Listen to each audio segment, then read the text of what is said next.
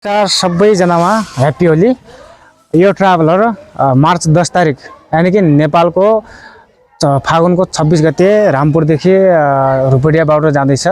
जसलाई जान छ सम्पर्क गर्नुहोला। मैले आफ्नो नम्बर स्क्रिनमा राख्ने छु र तपाईहरुको धेरै गुनासो सुनेको छु, मैले त्यो बुझ्ने पनि छु। तपाईहरु भाडा दिनलाई एकदमै लोभ्याउनुहुन्छ हैन, कम से कम भाडा भने पनि धेरै भयो भनेर भन्नुहुन्छ, तर सुविधा तपाई देख्नुहुन्न हैन। यसमा 17 वटा सिट छ। हामीले 17 वटा सिट 17 जना हाल्ने हो हैन। हामीलाई पनि कुनै रहर होइन। 17 वटा सिटमा 25 सबैजना हाल्ने कुनै रहर होइन। यसमा गाडीको मार पर्छ, पुलिस आरटीले समाजी चलान हान्छ हैन। त्यही भएर तपाईहरु 200-400 मा कति नलोभ्याउनुस् हैन।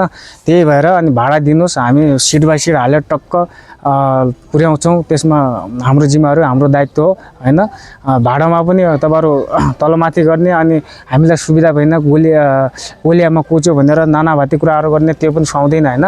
यसमा तपाईहरुको पनि कमजोरी छ र हाम्रो पनि कमजोरी छ। त्यो कमजोरीलाई चाहिँ हामीले एक अर्कालाई बुझेर पनि त्यो सोल्भ गर्नुपर्छ।